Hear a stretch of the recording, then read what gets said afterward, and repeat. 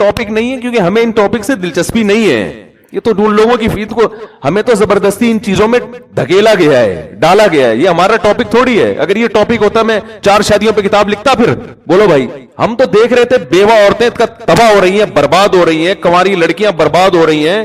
تو ان کو کیا اس ٹاپک سے کہ یزید رحمت اللہ علیہ لعنت اللہ, وہ کہنے بھائی ہمارا گھر بساؤ یار, بھاڑ میں جائے وہ, ہمیں کیا کرنا ہے اس سے. آپ نے ان کے لیے کیا کیا ہے؟ قوم میں رشوت کس قدر پھیل رہی ہے, تبلیغی جماعت کو 100 بار سلام, کتنے لوگوں کی زندگیاں انہوں نے تبدیل کر دی.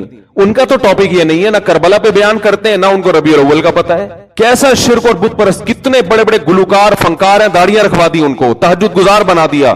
کتنے غیر مسلم ہیں, تبلیغ والے تو ریکارڈ بھی نہیں رکھتے. اگر یہ ریکارڈ رکھتے نا رجسٹر میں, لاکھوں غیر مسلم ہیں جو تبلیغ والوں کو دیکھ کے مسلمان ہوئے ہیں. حالانکہ کوئی شو بازی کا شوق نہیں ہے تو کوئی ریکارڈ بھی نہیں رکھا ہوا. کارگزاری میں زیادہ اس طرح کی باتیں بیان کرنے کی بھی اجازت نہیں, کام کو فوکس کرو.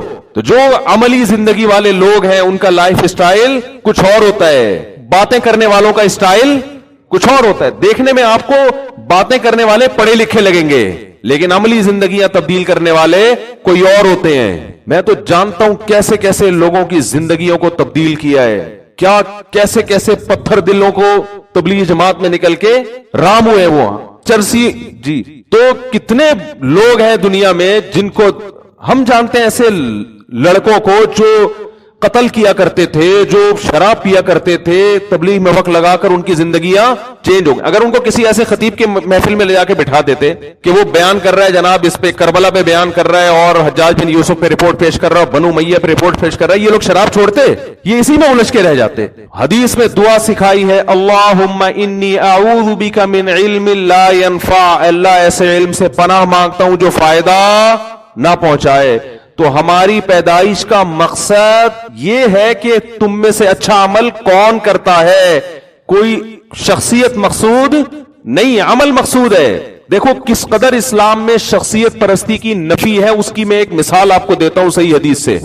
بہت ٹیکنیکل مثال ہے, اس کو خوب اچھی طرح سمجھیں. قرآن مجید میں سورہ توبہ میں اللہ نے غزوہ تبوک کا واقعہ بیان کیا, جس میں کچھ 3 مخلص صحابہ پیچھے رہ گئے تھے. کوئی عذر نہیں تھا ان کو, لیکن وہ جنگ میں شریک بولو نا نہیں ہو سکتے. بہت سے منافقین بھی پیچھے رہ گئے. جب نبی صلی اللہ علیہ وسلم غزوہ تبوک سے واپس آئے تو منافقین نے نبی صلی اللہ علیہ وسلم کو خوش کرنے کے لیے جھوٹ بول دیا تاکہ نبی آپ پہ ناراض نہ ہو, نبی کو تکلیف نہ ہو. اگر وہ یہ کہتے نا ہمیں کوئی عذر نہیں تھا پھر بھی ہم پیچھے رہ گئے, تو انہیں پتا تھا نبی کو اس سے کیا ہوگی, تکلیف ہوگی. تو قرآن نے کہا یحلفون لکم لترضوا عنہم, کہ یہ آپ کے سامنے قسمیں اٹھاتے ہیں تاکہ آپ ان سے راضی ہو جائیں, آپ ان سے خوش ہو جائیں. فإن ترضوا عنہم فإن اللہ لا يرضى عن القوم الفاسقین, اگر آپ خوش ہو بھی گئے تو اللہ ایسے فاسقوں سے خوش نہیں ہوگا. اب پوائنٹ کی بات سمجھنے کی ہے. وہ نبی کو خوش کر رہے ہیں لیکن اللہ کہہ رہا ہے میں پھر بھی خوش نہیں ہوں گا. کیوں؟ یہاں نبی کو خوش کرنے کا مقصد اللہ کو خوش کرنا نہیں تھا, ذات نبی مقصود تھی جس میں اللہ نہیں تھا. تو اس میں بتا دیا گیا کہ نبی کو خوش کرنا بھی جب ثواب ہے, جب اس خوش کرنے کا مقصد کس کو خوش کرنا ہو, اللہ کو خوش کرنا ہو. تو اسلام میں پہلے کون ہے؟ اللہ ہے. تو وہ اللہ کیا کہتا ہے, لیبلوکم ایکم احسن عملا, اس نے تمہیں پیدا کیا ہے اس لیے نہیں کہ تمہیں ہسٹری میں بہت زبردست مہارت حاصل ہو جائے, اس لیے نہیں کہ تمہیں ایک ایک بنو امیہ کا پتہ چل جائے کون کتنا خراب تھا اور کون کتنا نیک تھا, اور بنو عباس کا پتہ چل جائے. اس لیے پیدا کیا لیبلوکم, وہ تمہیں آزمانا چاہتا ہے, ایکم احسن عملا, تم میں اچھا عمل کون کرتا ہے.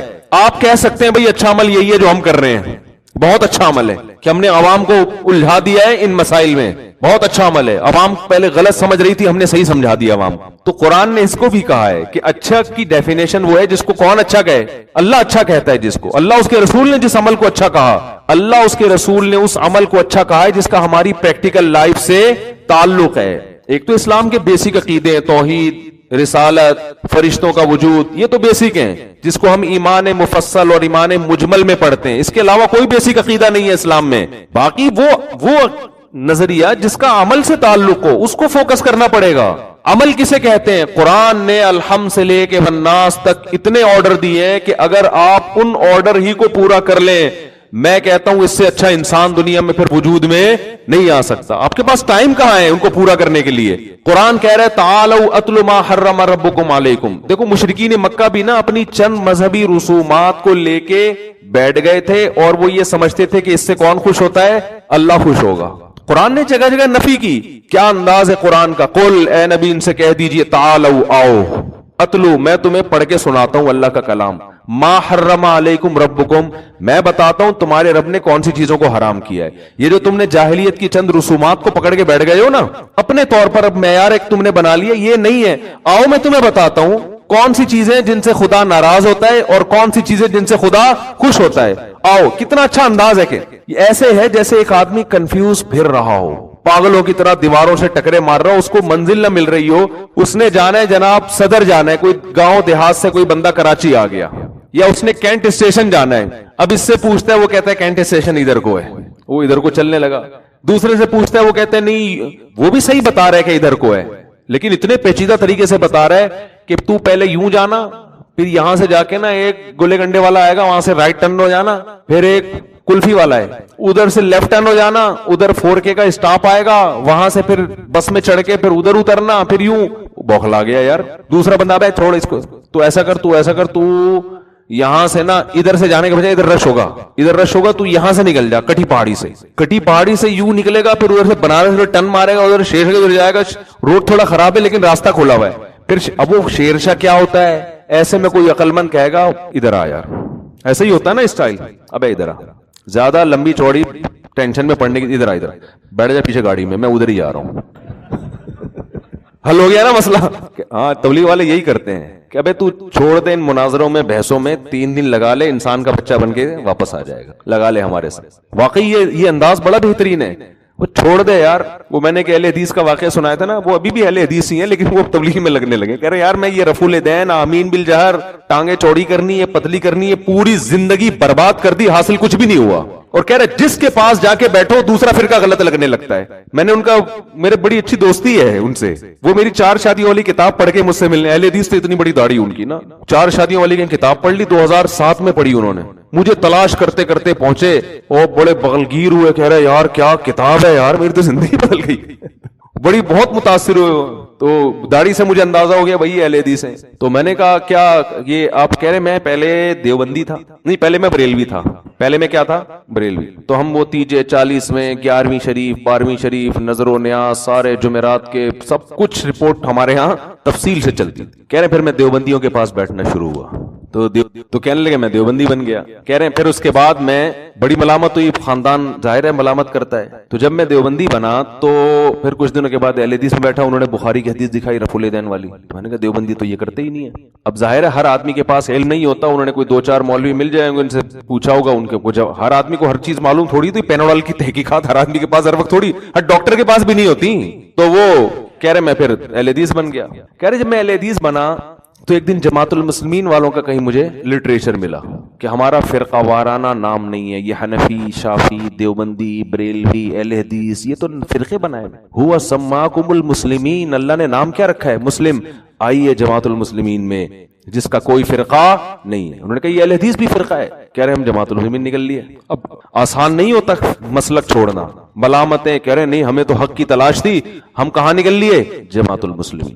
کہہ رہے جماعت المسلمین کے اب شکر ہے اس کے بعد کوئی لیٹسٹ فرقہ وجود میں آیا نہیں تھا اس سے اوپر کا, لیکن اب جماعت المسلمین بھی پارٹ 1 پارٹ 2 ہو گئی ہے. ورنہ وہ ساری زندگی پارٹ 1 پارٹ 2 کے مناظرے کراتے رہتے کہ ان میں پارٹ 1 صحیح ہے یا پارٹ 2 صحیح ہے.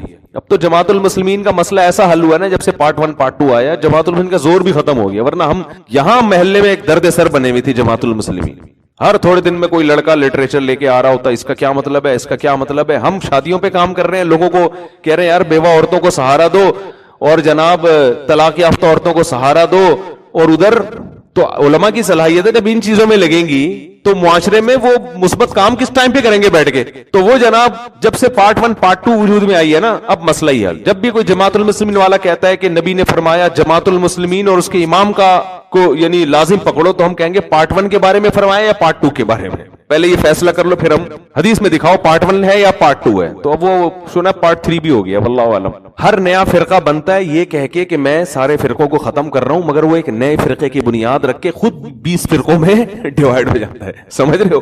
तो वो फिर जमातुल मुस्लिमीन में चले गए। अब जमातुल मुस्लिमीन का उस वक्त पार्ट 2 नहीं था, तो वो जमातुल मुस्लिमीन में गए तो उनको वहां बड़ा अच्छा लगा, भाई हर बात कुरान की, हर बात हदीस की, लेबल तो सबने बड़े अच्छे अच्छे खूबसूरत लगाए हुए होते हैं ना। तो बड़े अच्छे कहते हैं होते होते मैं सूबा सिंध का अमीर बन गया, क्योंकि पैसे वाले भी हैं ये, तो पैसा भी बहुत दिया, बहुत जमातुल मुस्लिमीन पे इन्होंने निछावर किया। जमातुल मुस्लिमीन को तरक्की देने में इनका बहुत बड़ा किरदार। मैं नाम इसलिए बताऊंगा कि उनकी तरफ से पाबंदी है, जमातुल मुस्लिमीन वाले फिर उनके तंग ना करना शुरू कर दें उनको, क्या बे तूने जमातुल मुस्लिमीन छोड़ दी, हमारे राज क्यों फाश कर रहा है, ये भी तो खतरा होता है ना। तो कहते हैं मुझे फिर एक दिन अंदाजा हुआ, क्योंकि हक के मुतलाशी थी, मुझे अंदाजा हुआ कि हनफी लोग अबू हनीफा की इतनी तकलीद नहीं करते जितने ये जमातुल मुस्लिमीन वाले अपनी अमीर की मुकल्लिद हैं। ये लोग लेबल लगाते हैं कि हम किसी की तकलीद नहीं करते, मगर जितने बड़े मुकल्लिद ये लोग हैं, इतना बड़ा मुकल्लिद मुज्तहिदीन की ऐसी तकलीद नहीं हो रही है। कह रहे फिर मैं सवाल पूछता था, मुझे उसका जवाब नहीं मिलता था, तो मैं फिर कंफ्यूज होना शुरू हो गया, यार तुम तो बाप बनाए हुए तुमने अपने अमीर को। कह रहे अब कहां जाए भाई, ये तो शुगर है मुर्तद नहीं हुए। मैंने ऐसे लोगों के वाकयात सुने जो तंग आके बिल आखिर मुर्तद हो गए, इस्लाम छोड़ दिया उन्होंने। कह रहे एक दिन मैं गया तबलीगी जमात, कहीं फजाइल अमाल की तालीम चल रही थी को, तो मैं जाके बैठ गया, मुझे उन्होंने पांव दबाना शुरू कर दिए कि सैरोज़े में चलो। कह रहे पहले तो मैंने सोचा अभी ये रफुल दैन का मसला छेड़ेंगे ना, अब ये आमीन की बात करेंगे। कह रहे मैंने टांगे चौड़ी करके ना यूं करके पूरी नमाज पढ़ी ऐसे कि मुझे कोई छेड़े, किसी ने नहीं छेड़ा। कह रहे मैंने कहा 3 दिन लगाता हूं फिर छेड़ूंगा मैं, 3 दिन लगाता हूं, ये अल्फाज मेरे हैं, छेड़ूंगा, और ये तो हमारी अपनी कराची की उर्दू में ये चीजें बनाई हुई है हमने, ये ठीक है ना। तो उन्होंने कहा शायद अब मुझे तंग करें ये लोग कि मैं सैरोज़े में ट्राई, जहां इतनी जमातें ट्राई की हैं इसको भी ट्राई कर लो। तो कह रहे मैंने कहा मैं यूं जाऊंगा फिर यूं करूंगा फिर जोर से आमीन, तो कुछ ना कुछ तो होगा। कह रहे हैरान हो गया, 3 दिन हो गए मुझे किसी ने कुछ नहीं कहा, उनकी एक ही बात थी, भाई ये दीन हमारे अंदर कैसे आएगा, पूरी दुनिया के अंदर कैसे आएगा, इसके लिए हम सबको मिलजुल के फिक्र। कह रहे मैं कह रहा हूं भाई ये रफ, कह रहा छोड़ तू जैसे कर रहा है ना करता है। ये जो सऊदी अरब में तबलीगी जमात पे पाबंदी लगी है ना, इस पे बहुत से लोग मुझे कह रहे हैं आप हुकूमत सऊदीया के खिलाफ बयान दे। हमने एक बड़े आलिम की बात बड़ी खानदानी सुनी, जो मेरे शेख हैं, उन्होंने कहा तबलीगी जमात पे जब पाबंदी लगी है तो इसको तबलीगी अंदाज से ही हल करना पड़ेगा। तबलीगी अंदाज ये कि किसी के खिलाफ बयान ना दागा जाए, क्योंकि अगर आप बयानात दागना शुरू कर दोगे ना हुकूमत के खिलाफ, सऊदी हुकूमत किसी की नहीं सुनती, समझ रहे हो ना। वो आपके मेरे बयान से मुतासिर होकर ये नहीं कहे मुफ्ती तारिक मसूद साहब का बड़ा खतरनाक बयान आ गया, मोहम्मद बिन सलमान ने कहा आज से मैंने अपना फैसला वापस। उनकी जूनी वहां बड़े बड़े अल्लामे पड़े हुए, बड़े बड़े मुफ्तियाने कराम ने एक हर्फ बोला अंदर हो गए। तो इससे सिवाय इसके कि तबलीग पे पाबंदी के साथ उलमा पे भी पाबंदी लग जाए और मजीद कुछ नहीं होगा। तो बड़ी प्यारी बात की उन्होंने कि भाई इस पाबंदी को तबलीगी स्टाइल में ही हल किया जाए। तबलीग वाले ये इस तरह स्टाइल उनका क्या है, यही है जो अभी बयान कर रहा हूं कि वो कह रहे हैं कि भाई रफुल यदैन का मसला, और तो भाई छोड़ यार, ठीक है छोड़ दे इस मसले, ये दीन हम सबका है भाई, हम सबने मिलके कह रहे। फिर मैं चिल्ला लगाने गया, पूरा चिल्ले में एक हर्फ किसी ने नहीं मुझे कहा तू किस जमात से ताल्लुक है, तेरे किस फिरके से ताल्लुक है। अल्लाह की कसम उसके ये अल्फाज हैं। कह रहे मुझे पता चला कि हक पर कौन है, ये लोग हक पर कौन है, कह रहे ये हैं हक पर। तो घूम फिर के ना धक्के खा के जब फिरकों से पिट पिटा के बिलाखिर या तो मुर्तद हो जाता है या घूम फिर के कहता है यार जाने दो ये हमारे मसाइल है नहीं। तो बिल्कुल यही अंदाज है कुरान का। जैसे मैं बता रहा हूं सदर भेजना हो, जैसे तबलीग वालों के पास जाओ ना, क्या कह रहे हैं यार आजा हमारे साथ 40 दिन गुजार ले बस। तो वही स्टाइल है। सदर जा रहे थे, वो इधर उधर, उसने कहा भाई पीछे बैठ जा गाड़ी में, इधर बैठ जा, मैं पहुंचा दूंगा तेरे को।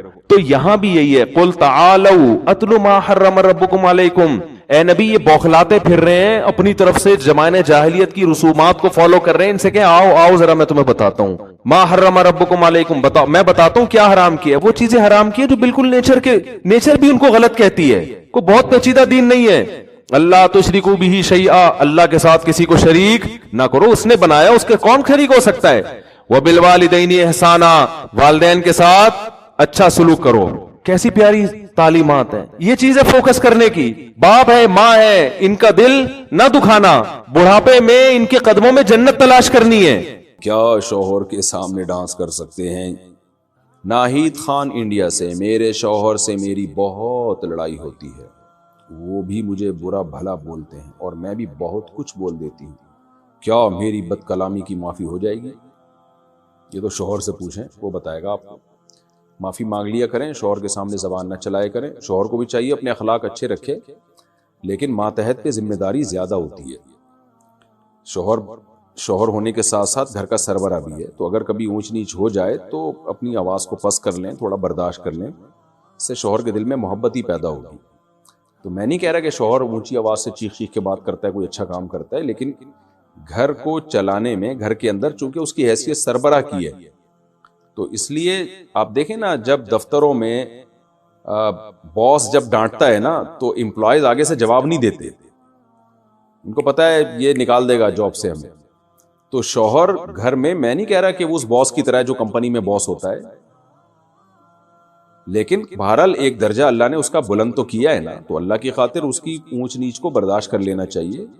اور میں نے دیکھا ہے جو خواتین شوہر کے غصے کو برداشت کر لیں، تھوڑی دیر کی ٹینشن ہوتی ہے لیکن اس سے بہت سارے فائدے حاصل ہوتے ہیں، گھر ٹوٹنے سے بچتے ہیں، بہت سارے بینیفٹس، بہت سارے فائدے شوہر سے ان کو مل جاتے ہیں۔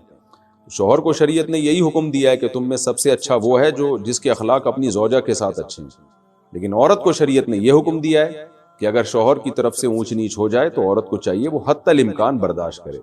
ہاں، ہر برداشت کی ایک لمٹ ہوتی ہے، لیکن بہرحال جتنا برداشت کر سکتی ہیں برداشت کریں، اس سے گھر جنت بنے گا۔ دونوں ہی لڑنا شروع کر دیں تو پھر تو گھر ٹوٹتے ہیں ایسی صورت میں۔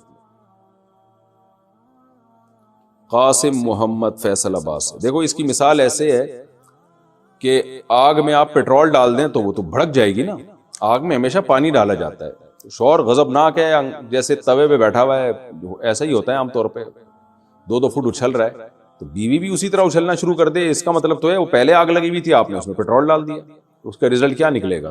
تباہ ہو جائے گا گھر۔ ہم نے اپنے بڑوں میں دیکھا ہے، ایک کو غصہ آتا تھا دوسرا تھوڑا برداشت کر لیتا تھا، بہت دیکھا ہے ہم نے یہ۔ شوہر کو پتا ہے بیوی بہت تپی ہوئی آج تو تھوڑا سا میں برداشت کر لوں، بیوی کو پتا ہوتا ہے آج میرے میاں کا میٹر شارٹ ہے تو تھوڑا سا آج میں اپنی زبان پہ کنٹرول کر لوں، تو کنٹرولنگ سسٹم ہی ختم ہو رہا ہے، اور یہ ڈرامے فلمیں میڈیا نے برباد کیے زیادہ تر۔ فلموں میں چیخ چیخ کے، ڈراموں میں چیخ چیخ کے جب دکھاتے نا شٹ اپ، یہ کرو وہ کرو اور دفع ہو جاؤ، تو یہی چیزیں ماشاءاللہ گھر میں چلیں گی۔ پھر یہ سب چیزیں ہمارے لاشعور پہ اثر کرتی ہیں، اور انسان لاشعوری طور پر انہی چیزوں کو اختیار کرنا شروع کر دیتا ہے۔ بہرحال عورت کے لیے شوہر کا بہت بڑا حق ہے، نبی نے فرمایا جس عورت کا شوہر راضی نہیں ہے وہ عورت جنت میں نہیں جا سکتی، اور یہ اس شوہر کے بارے میں جو بیسک حقوق پورے کر رہا ہو، بیسک حقوق، اونچ نیچ تھوڑی بہت ہر گھر میں ہوتی ہے۔ اچھا بھائی، روزیہ بی میانمار سے یعنی برما سے انہوں نے سوال پوچھا ہے، کیا لڑکیاں اپنے بالوں کو مشین سے سیدھا کر سکتی ہیں؟ جی بالکل سیدھا کر سکتی ہیں، کوئی حرج نہیں ہے اس میں۔ جن کے سیدھے بال ہیں وہ مشین سے ٹیڑھا بھی کر سکتی ہیں۔ عجیب فیشن ہے، جن کے خواتین کے سیدھے بال ہوتے ہیں وہ مشین کے ذریعے ان کو گھنگریالے بنا رہی ہوتی ہیں، جن کے گھنگریالے ہوتے ہیں وہ سیدھا کر رہی ہوتی ہیں ان بالوں کو، خیر جیسے اچھا لگے۔ ممبئی انڈیا سے، میں اپنی خالہ کی بیٹی کو پسند کرتا ہوں اور وہ بھی مجھے پسند کرتی ہے، کیا ہم دونوں واٹس ایپ پر بات کر سکتے ہیں؟ شریعت میں اس کا کیا حکم ہے؟ اگر پسند نہ کرتے ہوتے نا تو وہ ضرورت کی بات کی گنجائش ہوتی، چونکہ پسند کرتے ہیں اس لیے بالکل گنجائش نہیں بات چیت کرنے کی۔ آپ نکاح کر لیں اس سے، نکاح ہو جائے پھر آپ بات چیت کریں، نکاح نہیں ہے تو آپ کے لیے نامحرم ہے اور فتنے کا شدید خطرہ ہے اس میں، آپ کی ڈیزائرز اس کے لیے، اس کی خواہشات آپ کے لیے، تو یہی تو غیر محرم سے جائز نہیں ہے ایسا رشتہ، آپ کے لیے جائز نہیں ہے واٹس ایپ پہ اس سے بات چیت کرنا، یہ پیکج آپ کے لیے تو ہے ہی نہیں۔ ویسے تو کسی کے لیے بھی نہیں ہے اپنی خالہ زاد بہن سے بے تکلف ہونا، کیونکہ وہ سگی بہن نہیں ہوتی، لیکن بہرحال ضرورت کے وقت بات کرنی پڑ جاتی ہے بعض دفعہ، لیکن آپ کا تو کیونکہ ایک دوسرے کی طرف میلان ہے، آپ کے لیے تو ضرورت کے وقت بھی بات صحیح نہیں ہے، بلکہ کسی کے ذریعے سے کوئی بہت ضروری بات بھی ہو تو کسی ذریعے سے پیغام دلوایا کہ آپ کے خراب ہونے کا بہت خطرہ ہے، بہت خطرہ۔ اویس صاحب کشمیر سے کہتے ہیں، کیا شادی سے پہلے لڑکا اور لڑکی کے نام کا جوڑ دیکھنا ضروری ہے؟ نام کا کوئی جوڑ ووڑ نہیں ہوتا، بعض دفعہ چنگیز خان کی بیٹی کی شادی ہو رہی ہوتی ہے بزدل خان کے بیٹے سے، اور شوہر کا نام چنگیز خان ہوتا ہے، بیوی کا نام اچھا وہ ہوتا چنگیز خان ہے، اور پرسنالٹی اس کی ایسی ہوتی ہے کہ گیدڑوں والی پرسنالٹی ہو سکتی ہے اس کی، تو نام سے کو زیادہ وہ لفٹ نہ کرایا کریں، اور یہ جو ناموں کے جوڑ نکال کے دیکھ رہے ہوتے ہیں یہ شادی اس کی میچنگ کی ہے، یہ سب بیکار باتیں ہیں، توہم پرستی ہے جس سے نبی صلی اللہ علیہ وسلم نے روکا ہے۔ مجھے یاد ہے پرانے دور میں ایک دفعہ میں کہیں کسی کے پاس بیٹھا ہوا تھا، وہ جعلی پیر تھا، مجھے نہیں پتا تھا، تو ایک شخص آیا کہ جی میری بیٹی سسرال میں بہت پریشان ہے، تو بہت ظلم کر رہا ہے میرا داماد۔ تو اس جعلی پیر نے کہا کہ تمہیں میں نے بتایا تھا کہ دونوں کے پتھر ملتے نہیں ہیں، اس کے پتھر الگ ہے، اس کا پتھر الگ ہے، پتہ نہیں کیا نکالا ہوا تھا، تو میں نے تو پہلے ہی کہہ دیا تھا یہ جوڑ کی شادی نہیں ہے۔ تو یہ پھینکو ہوتے ہیں، بہت سے گھروں میں لڑائیاں ہوتی ہیں، بہت سے گھروں میں نہیں ہوتی، اس کا پتھر سے کوئی تعلق نہیں ہے۔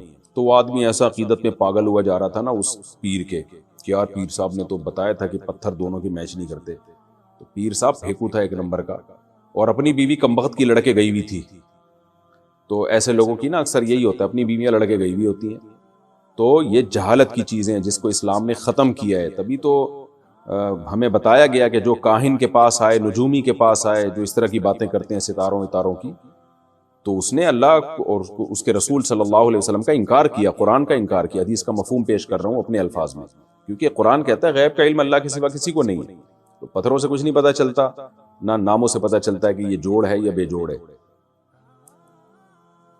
عادتوں سے پتہ چلتا ہے، خاندان سے پتہ چلتا ہے۔ لہذا عادت کو، خاندان کو، فیملی کو، ان چیزوں کو فوکس کرنا چاہیے کہ خاندانی لوگ ہیں یا نہیں ہیں۔ خاندانی کی غیر خاندانی میں شادی ہو جائے تو بھی عذاب ہے،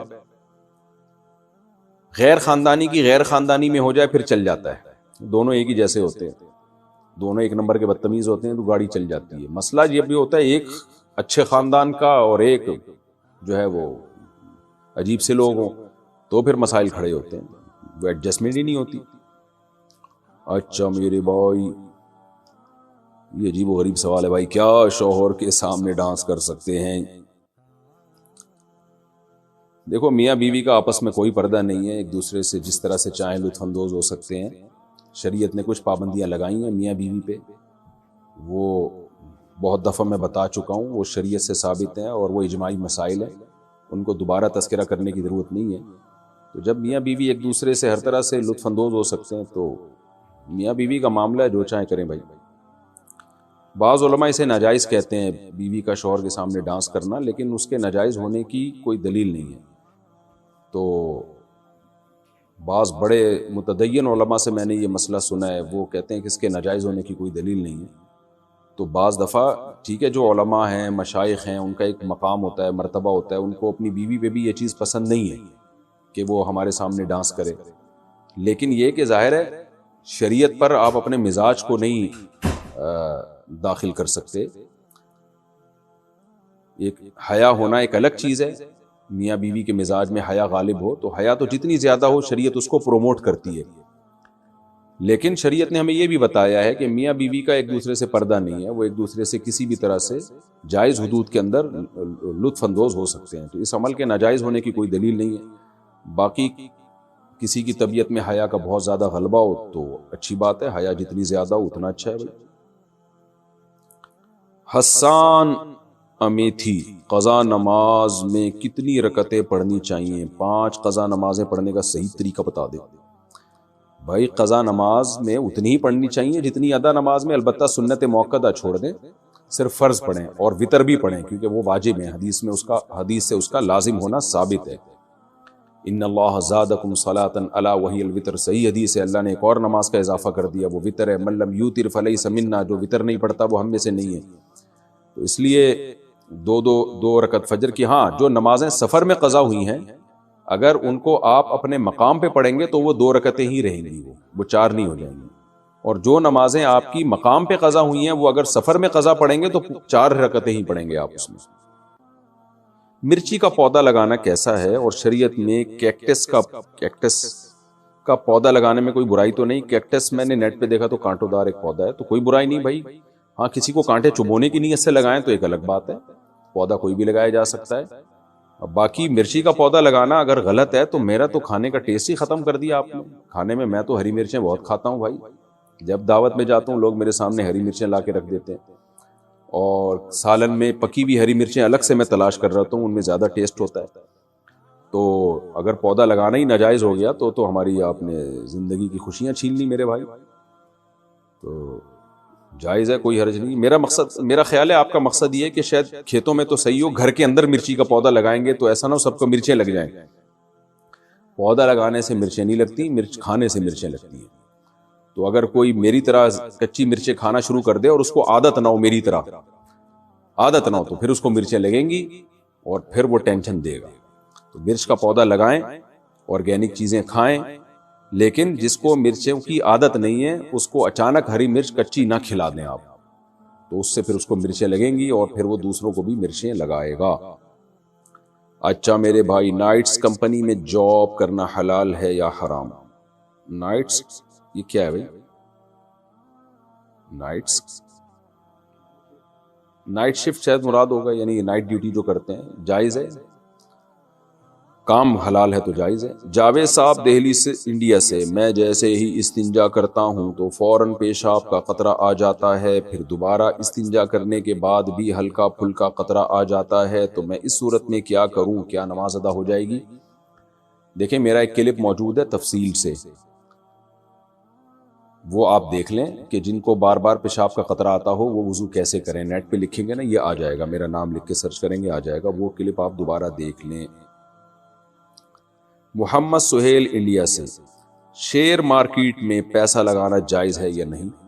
جائز ہے، اس شرط کے ساتھ کہ جس کمپنی کے شیئر آپ خرید رہے ہیں وہ کمپنی جائز چیزوں کو خریدتی اور بیچتی ہو. جیسے شراب کی کمپنی ہے، اس کے شیئر خریدنا جائز نہیں ہے. سودی بینکوں کی کمپنی کے شیئر خریدنا جائز نہیں ہے. تو اس طرح کی کوئی بھی کمپنی جن کا کام ہی حرام ہے ان کے شیئر خریدنا جائز نہیں ہے. باقی ان کے جائز ہے. اچھا اس میں ایک بات یہ بھی ہے، بعض کمپنیاں جب وجود میں آتی ہیں تو ان کے پاس ایسٹس نہیں ہوتے، صرف لوگوں کی رقمیں ہی ابھی جمع ہوئی ہوتی ہیں. تو ایسی کمپنی کا اگر شیئر خریدا تو پھر اس فیس ویلیو پہ تو آپ بیچ سکتے ہیں، پروفٹ کے ساتھ نہیں بیچ سکتے، کیونکہ اس شیئر کے پیچھے، اس حصے کے پیچھے کوئی ایسٹ ہوتے نہیں ہیں، صرف رقم ہی ہوتی ہے. تو وہ شیئر بیچنا اصل میں وہ رقم کو رقم کے بدلے میں بیچنا کہلائے گا. اور شریعت کا حکم یہ ہے کہ جب آپ کرنسی کو اسی جنس کی کرنسی میں بیچیں، جیسے پاکستانی روپیے کو پاکستانی روپے میں بیچیں، ڈالر کو ڈالر کے بدلے میں، تو برابری ضروری ہے، پھر اس میں کمی بیشی جائز نہیں ہے.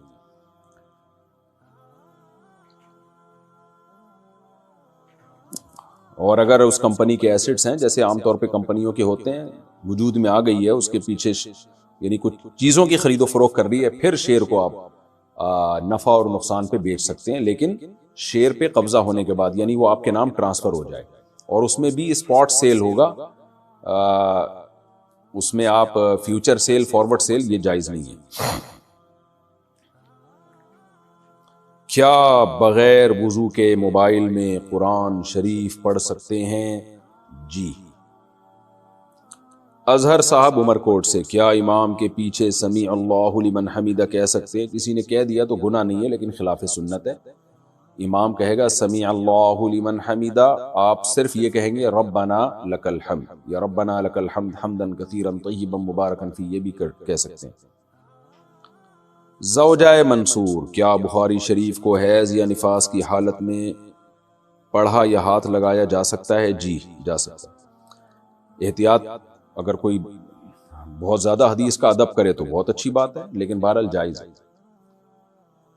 کیا حافظ قرآن پینٹ شرٹ پہن سکتا ہے؟ آج کل تو مارکیٹ میں بہت، ہمارے بچپن میں ایک حافظ قرآن تھا، پہلے رواج ہی نہیں تھا کوئی حافظ قرآن پینٹ بھی پہنے.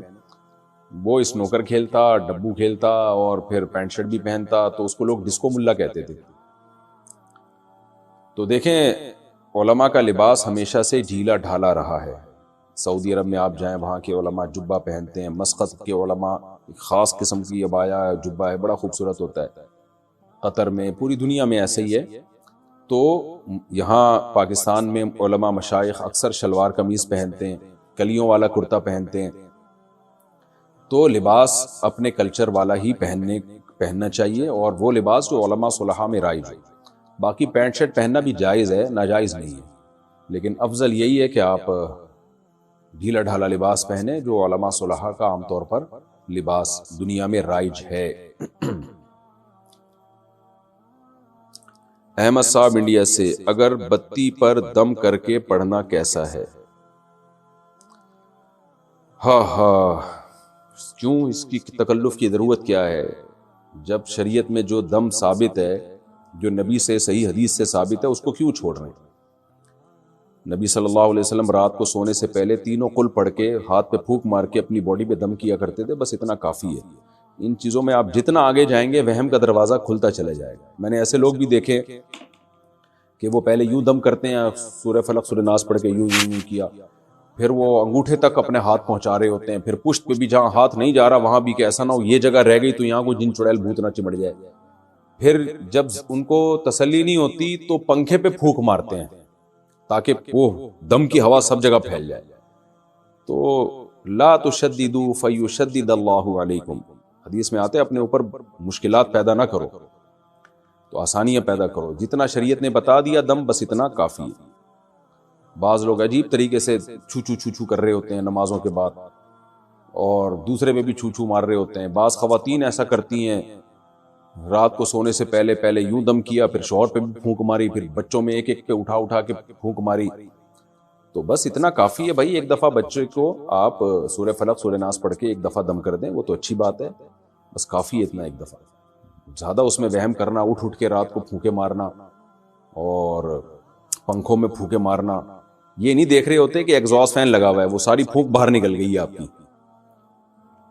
اب یہ وہمی لوگ میری یہ بات سن کے اور ٹینشن میں آ جائیں گے کہ یار ہماری تو ساری پھونکیں ضائع ہو گئی، مفتی صاحب نے تو ہماری پھونک ہی نکال دی۔ جتنا وہم کرو گے اتنا پاگل ہو جاؤ گے۔ اگر کسی شخص نے عمرہ یا حج کی حالت میں غلاف کعبہ کو چوم لیا کیونکہ غلاف کعبہ پر خوشبو لگی ہوئی ہوتی ہے اور احرام میں خوشبو لگانا منع ہے، تو کیا دم دینا واجب ہوگا یا نہیں؟ بہت اہم مسئلہ ہے۔ لوگ احرام کی حالت میں حجر اسود کا بوسہ بھی لے رہے ہوتے ہیں، اور بعض دفعہ غلاف کعبہ پر خوشبو لگی ہوئی ہوتی ہے اس کو چوم لیتے ہیں۔ تو اگر آپ کو پتا ہو کہ غلاف کعبہ پر خوشبو لگی ہے، یا پتہ نہ بھی ہو لیکن آپ نے غلاف کعبہ کو چوما یا ہاتھ لگایا اور اس سے خوشبو آپ کے ہاتھ پہ لگ گئی، اسی طرح آپ نے حالت احرام میں حجر اسود کا بوسہ لیا اور خوشبو آپ کے ہونٹوں پہ لگ گئی، تو یہ ٹھیک نہیں ہے، چاہے آپ کو پہلے سے پتا ہو یا پتا نہ ہو۔ عام طور پہ غلاف کعبہ پہ ہر جگہ خوشبو نہیں لگی ہوئی ہوتی۔ میں نے بھی الحمدللہ اللہ نے مجھے توفیق دی ہے حج عمرے کی، تو مخصوص جگہ ہیں جہاں غلاف کعبہ پر خوشبو لگائی جاتی ہے۔ نارملی غلاف کعبہ پر میرے ابھی تک جب تک جو میں نے اسفار کی اس میں نہیں، البتہ حجر اسود پہ خوشبو لگی ہوتی ہے۔ تو اس میں مسئلہ یہ ہے کہ اگر آپ نے خوشبو والی جگہ کو چوم لیا حالت احرام میں، تو مختلف اقوال ہیں اس میں کہ کتنی مقدار میں خوشبو لگنے سے دم واجب ہوگا۔ تو اس میں بنوری ٹاؤن کا فتویٰ نقل کر رہا ہوں۔ وہ فتویٰ یہ ہے کہ اگر بہت زیادہ مقدار میں خوشبو لگی ہے، یعنی آپ نے حجر اسود کا بوسہ لیا یا غلاف کعبہ کو چوما آپ نے، تو بہت زیادہ اگر تیز خوشبو ہے تو پھر آپ کے ہونٹوں کے 1/4 یعنی 1/4 حصے پر اگر خوشبو لگے گی تو دم دینا واجب ہو جائے گا، اور اس سے کم پہ اگر لگے گی تو دم واجب نہیں ہے۔ اور اگر اس سے یعنی بہت تیز خوشبو نہیں ہے تو پھر کیا ہوگا کہ پھر صدقہ واجب ہوگا آپ کے اوپر، دم واجب نہیں ہوگا۔